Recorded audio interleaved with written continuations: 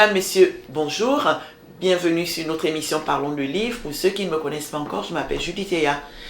Aujourd'hui, c'est reparti pour un nouvel épisode. Nous recevons un monsieur, il s'agit de Arion Samba, qui va nous parler de son livre Parcelles à vendre. Voilà. Bonjour, monsieur Samba.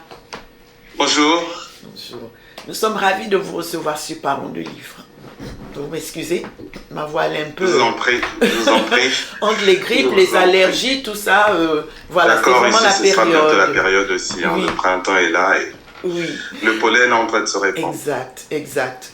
Alors, monsieur Samba, avant donc de parler de parcelles à vendre, je vais vous demander de vous présenter aux auditeurs.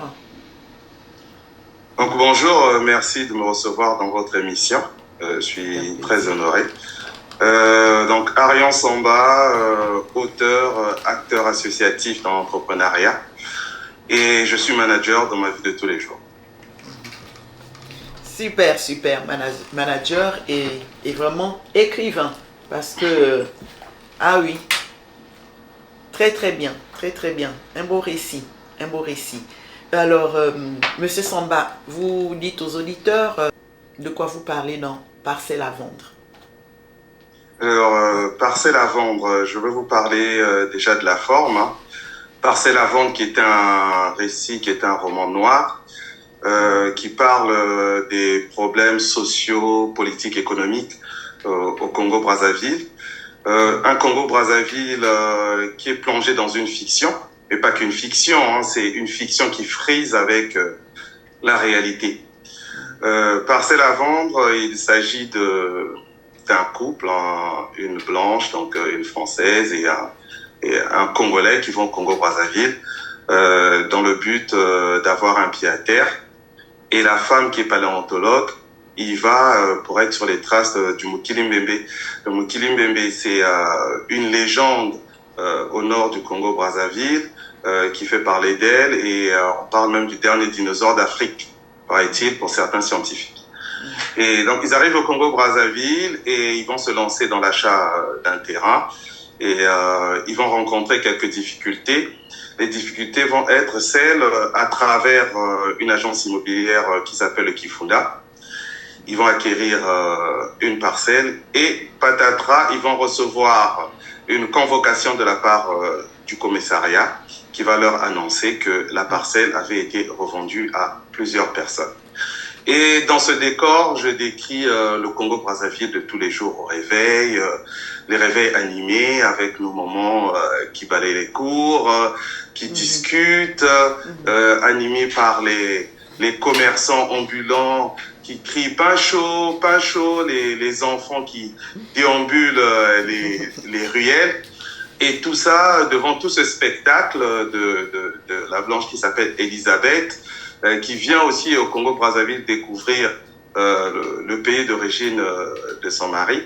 Parce que en France, on décrit l'Afrique comme un pays où on y va pour des raisons humanitaires, sécuritaires. Elle va découvrir un Congo-Brazzaville en plein essor, des commerces un peu partout. Elle va être tout à fait surprise. Et sa belle-sœur aussi qui va la promener dans des sites touristiques comme le Djoué. Tout ça, c'est pour faire un clin d'œil aussi, dire qu'au Congo-Brazzaville, il y a des sites qui sont touristiques. Et tout ça assis autour d'une constitution que je tourne un peu en dérision, que je remets dans le livre, une constitution qui est écrite par un président de la République. Et dans cette constitution, il est permis de faire plusieurs choses. Il est permis, par exemple, pour un juge de recevoir des condamnés chez lui. Il n'y a pas de conflit d'intérêts. Il est permis aussi à des députés d'offrir des cadeaux et d'en recevoir, et même pour des fonctionnaires. Donc voilà un peu comment je vous peigne le tableau de mon roman Parcelles à vendre. Il y a plusieurs sujets, on peut en rester des sujets de chômage, de retraite, mais que je tourne avec une figure de style d'ironie. Je vais aussi dans l'exagération, aussi de pas mal de faits. Quand je parle des exagérations, par exemple, j'utilise l'hyperbole dans une anecdote où il y a un enfant de 18 ans qui va acheter des mangues auprès d'une vendeuse et qui va tordre le prénom du président de la République et qui va se retrouver, bien sûr, au cachot.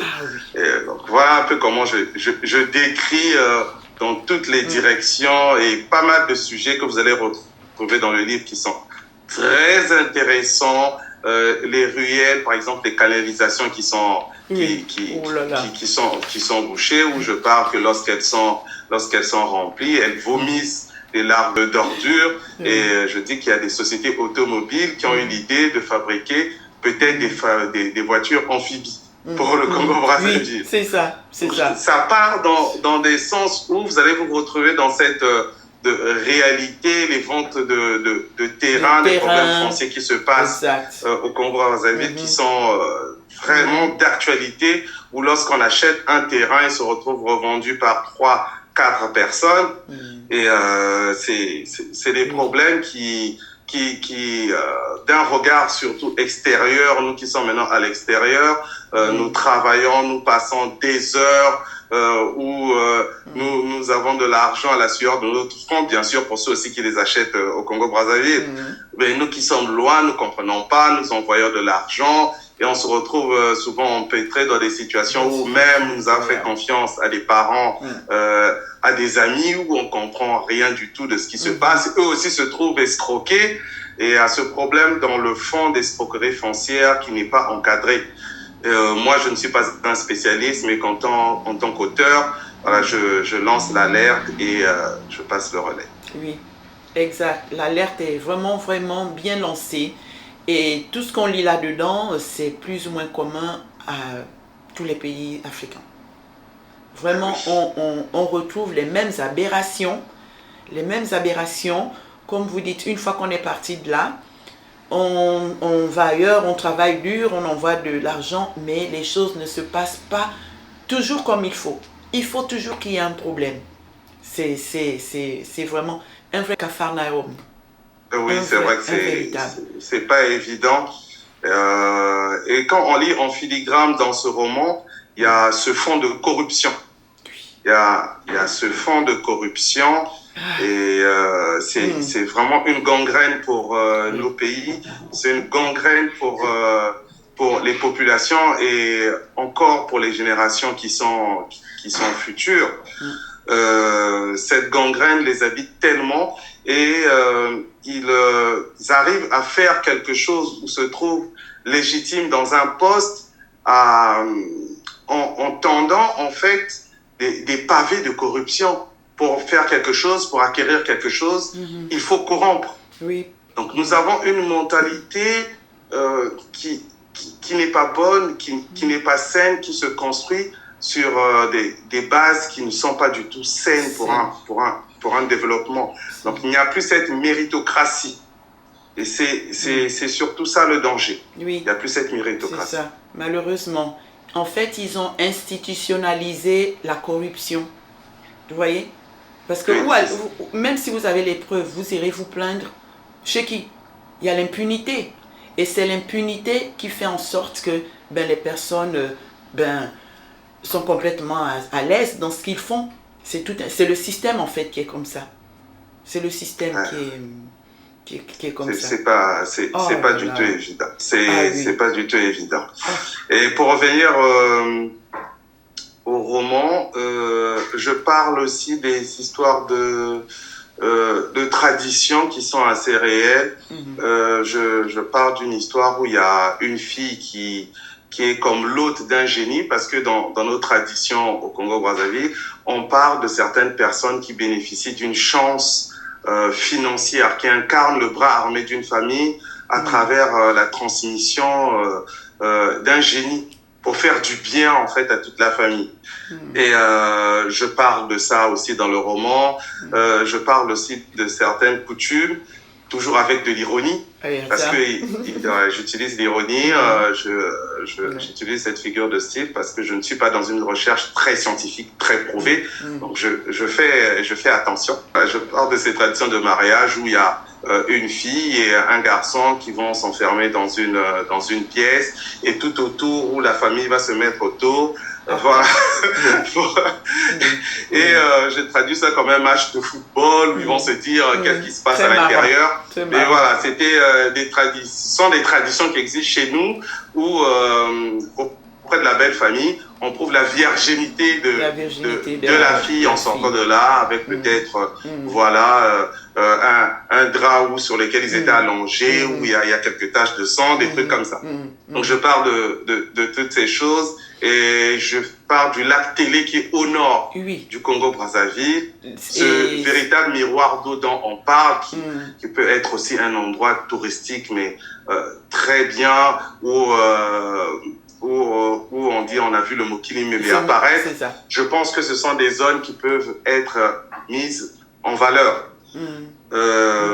Par ailleurs, je parle aussi d'un Chinois qui devient chef du quartier. Bien intégré. Avec son épouse. C'est ça. Et c'est dans une projection aussi d'alerte. C'est l'ironie, mais c'est dans une projection d'alerte. Ils s'installent, ils ont des pratiques. On voit actuellement, il y a des sociétés qui s'installent au Congo-Brazzaville, des sociétés chinoises, mais ça se passe pas très bien avec des locaux. Ça, j'ai des retours, par exemple, des amis qui sont sur place, qui sont pas bien traités. Le droit du travail n'est pas respecté du tout. Et je montre dans une certaine mesure que des étrangers, ils arrivent, je ne suis pas contre, mais qui prennent le pas dans la société et qui ne respectent pas non plus les choses. Voilà. Donc je lance pas mal d'alertes et c'est un roman où vous allez vraiment vous retrouver. C'est un roman qui peigne la vie, c'est avec de multiples sujets. J'ai pas voulu aborder un sujet assez précis parce que pour moi, je me dis la vie, c'est pas mal d'émotions, c'est du rire, c'est du drame, c'est de la tragédie, c'est tout ça qui compose une vie. Exactement, parce que dans vous parlez... Dans ce que j'ai donné, voilà, la directive de mon roman. Exact. Alors, quand vous avez dit roman noir, bon, effectivement, moi, je me suis dit, en fait, on voit de tout. C'est vrai que Parcelle Avant, roman noir, on parle de cette corruption, voilà, concussion, voilà, népotisme, tout ça. Mais derrière, il y a la vie. Vous parlez de ces femmes qui balaient la cour. Vous voyez, on voit le portrait. On sent qu'il y a la vie, malgré tout ce qui se passe, tout ce que les gens peuvent subir.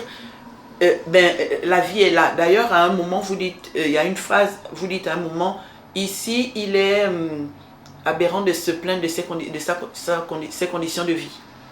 Oui, vous voyez? C'est ça. Je parle de la résilience. Exact. À un moment, vous le dites, que malgré tout ce que les gens, les problèmes, voilà, le voisin qui se fait estorquer son argent, on ne sait pas trop, il va mal, est-ce qu'il est dépressif, on ne sait pas. C'est ça.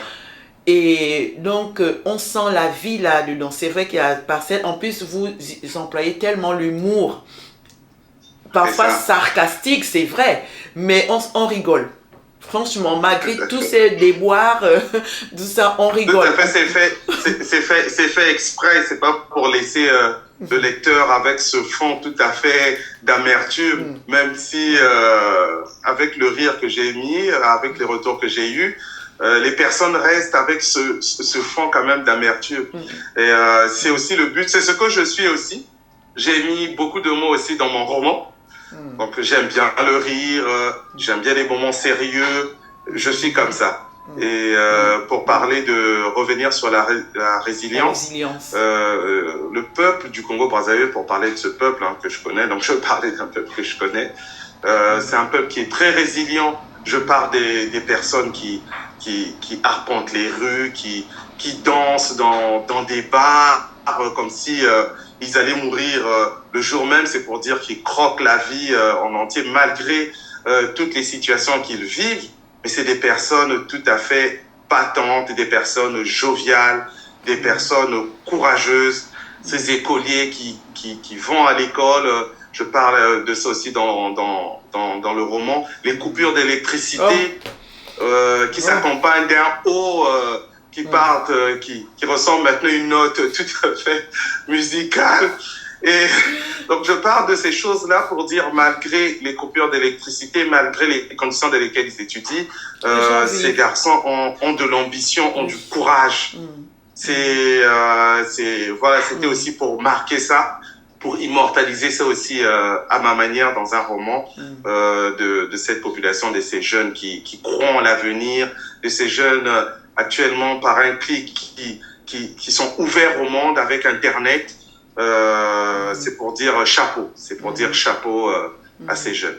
C'est vrai, c'est vraiment bien décrit.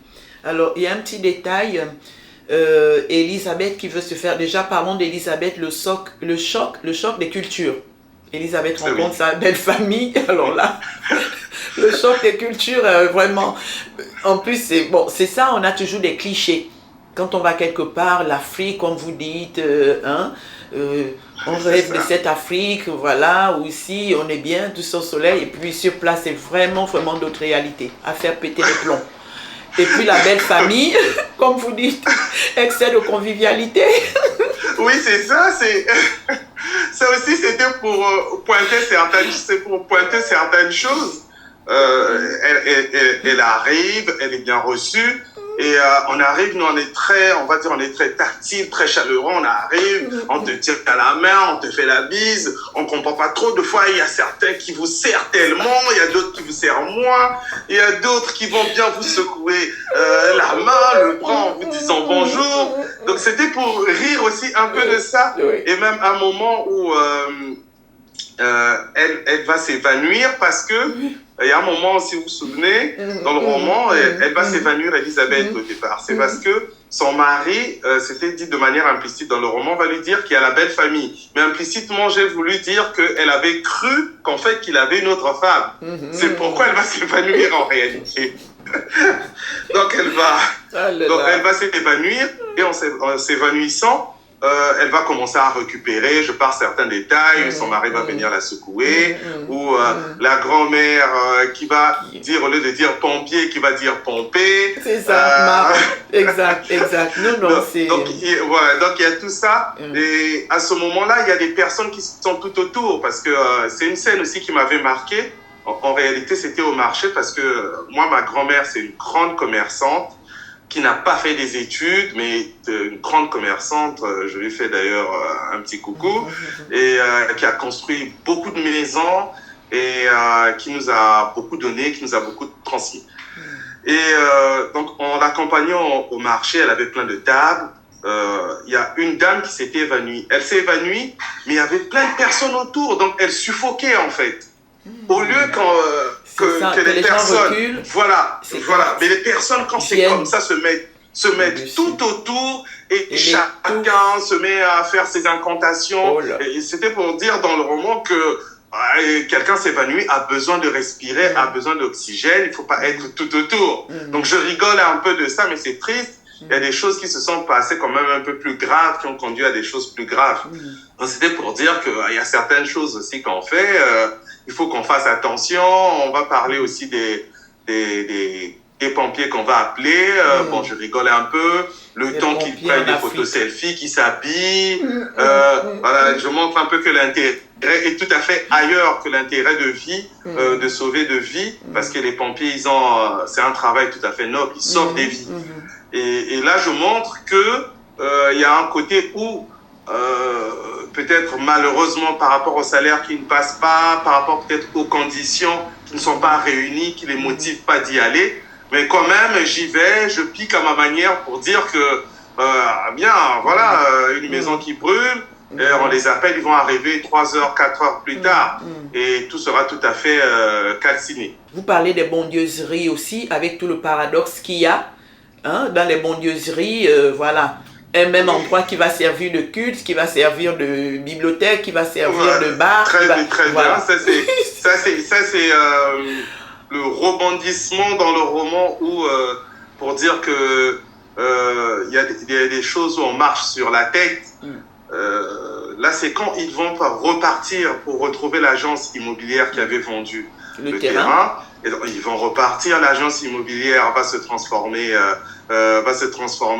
en bar, va se transformer ensuite en église, va se transformer, vous me Le dites même le terme endroit. bésodrome, va se transformer en bibliothèque. Va se transformer en bibliothèque. Et d'ailleurs, je parle même dans le livre de ce livre de William Shakespeare qui s'appelle Mesure pour mesure, où on parle voilà. C'est un livre qui est aussi enfant de corruption. Donc, je cite pour faire un peu l'analogie, où il s'agit d'une dame, Élisabeth, où il y aura un juge qui est réputé de sang très glacial dans ce roman, mais qui va tomber amoureuse de cette servante de Dieu parce que son frère va être condamné à mort. Donc, il va lui demander de libérer son frère en échange de service. Service, c'est ça. De service charnel, on va appeler ça comme ça. Donc, elle va être dans un dilemme, se dire refuser les avances, mais à coup sûr, donc condamner son frère d'une mort certaine, ou bien continuer à rester chaste et pieuse, condamner son frère. Donc, ça pose bien ce fond de l'éternelle corruption de l'homme, parce que dans le fond, il y a des sujets philosophiques qui pensent que l'homme est fondamentalement corrompu, et d'autres qui disent que non.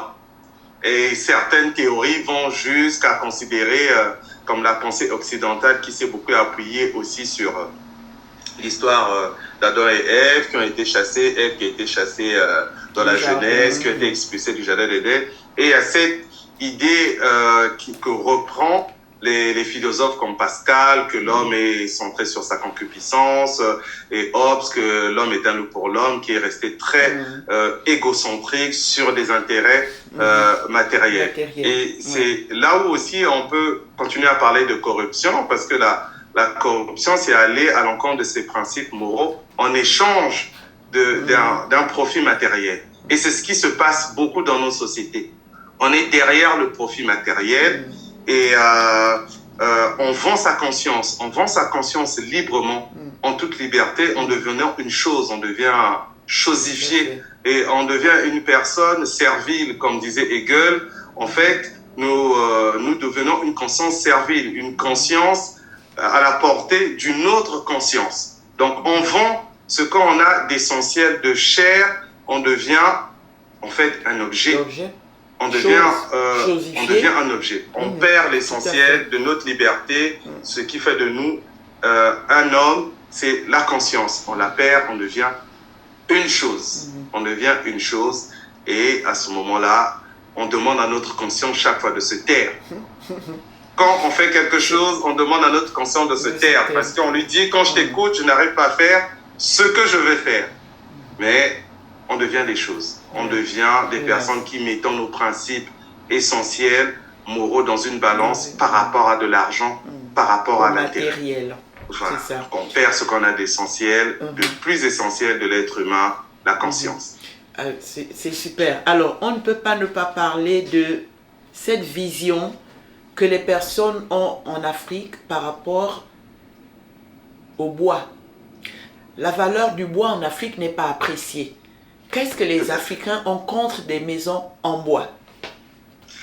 Alors, le bois, c'est synonyme, on va dire, de pauvreté. En Afrique.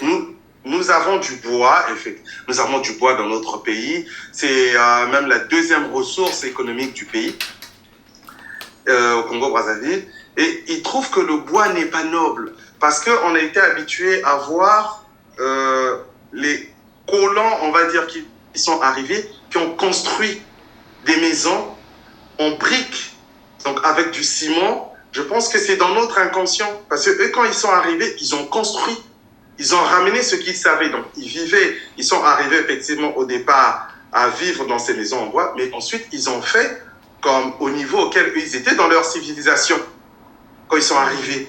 Donc, ils ont construit dans des maisons, comme on dit, entre guillemets, en dur, et ils ont vécu dedans. Donc, c'est ce reflet, en fait, sur le fait psychologique de se mettre au même niveau qu'eux, de vivre dans des maisons construites avec du ciment. Voilà. Et du coup, on se dit, les maisons en bois, ça fait pauvre. Tu es dans une maison en bois, tu es pauvre. Voilà, moi je vis dans une maison construite, voilà, avec des briques, cimentées. Voilà, je suis quelqu'un de riche, de bien, voilà, qui socialement a réussi. Et pour Elisabeth, dans le roman, elle comprend pas trop parce qu'elle a ce côté écologique. Elle se dit, il y a du bois, c'est très bien, on va vivre dans une maison. Il y a de belles maisons en bois, oui. Voilà, en bois, c'est très bien. En Angleterre, les aussi. cottages, voilà, en Angleterre, les cottages sont faits en bois. Ici, il y a beaucoup de maisons en bois bien faites, hein, bien faites. Ah, si, je crois bien. Mais malheureusement, pour certains encore, pour nombreuses personnes, c'est synonyme de pauvreté le bois. C'est dommage. Malheureusement. Oui. Oui. C'est vraiment dommage.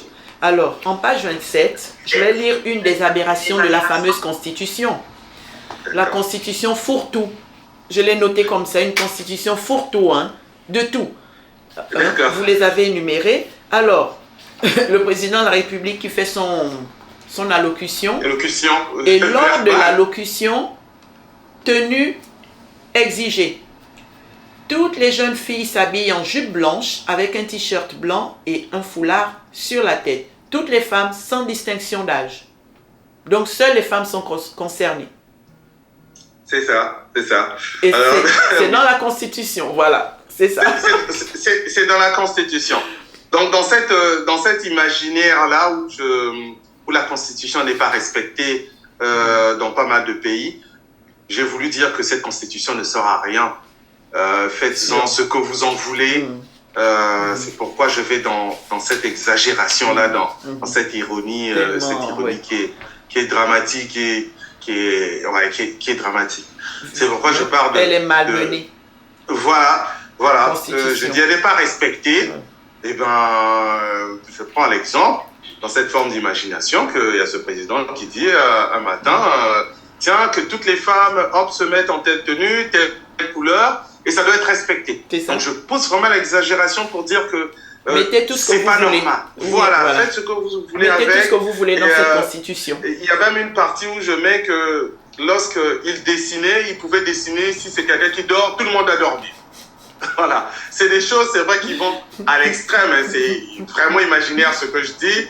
Je sais que ça ne peut pas exister dans ce sens, mais c'est pour vraiment dire que les choses ne vont pas, c'est pas normal.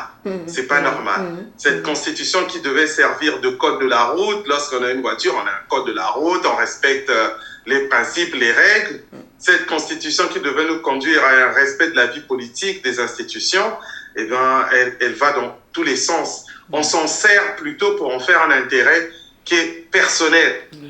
On s'en sert pour faire un intérêt personnel. C'est pourquoi je parle aussi des fonctionnaires qui peuvent recevoir des cadeaux, qui sont obligés de cadoter aussi des personnes. Et je parle même d'un couple où le mari, lorsque sa femme a été cadotée par le fonctionnaire, et le mari s'en est même émerveillé jusqu'à presque pleurer de joie. Oh là là, que d'aberration, que d'aberration. Que d'aberration. En tout cas, c'est vraiment un bon livre. Il semble, voilà, c'est un petit volume. L'avantage que ça se lit très vite, mais c'est tellement complexe. Ça a été fait à dessein. Ça a été fait à dessein. Je me suis dit, il faut que ce soit une lecture rapide avec des phrases simples, courtes, concises, avec pas mal d'ellipses narratives où les personnes vont lire. Un style qui est assez incisif, mais qui termine le roman. Pour moi, c'est qu'il termine le roman. C'était vraiment le but, avec des pages, comme vous avez dit. Au moins, maxi, il y a 130 pages. Ça, je vais vraiment au maximum. Vous commencez à le lire, je tiens le lecteur par la main jusqu'à la fin du livre, ou même, en fait, il se dit, mais c'est fini, il manque quelque chose. Tout ça, ça a été fait à dessein. Il se dit, j'ai envie de continuer, il faut quelque chose, mais ça a été fait à dessein. Exact. Vraiment. Eh bien, mesdames et messieurs, voilà, Parcelle à vendre de monsieur Arian Samba. Je ne peux même pas dire mieux. Il a tout dit. Voilà. Quelqu'un qui vend bien son livre. Hein. Vous l'écoutez, il a tout dit.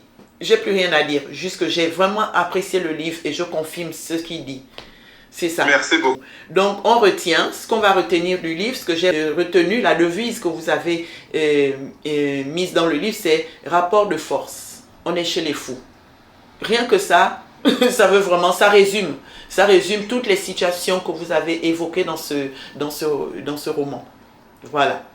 Alors, Monsieur Samba, maintenant, vous dites aux personnes qui nous regardent, où est-ce qu'on se procure votre livre? Alors, mon livre, il se procure sur Amazon, à la FNAC, en France, ici, à la FNAC, mais vous pouvez vous le procurer sur Amazon et à des librairies physiques ici en France. Amazon, la FNAC, vous trouvez mon livre. Voilà, mesdames et messieurs, vous savez où trouver ce livre. Vraiment, lisez-le. Il l'a tellement bien résumé, il a bien parlé de son livre, il vous a dit tout ce que vous allez trouver dedans.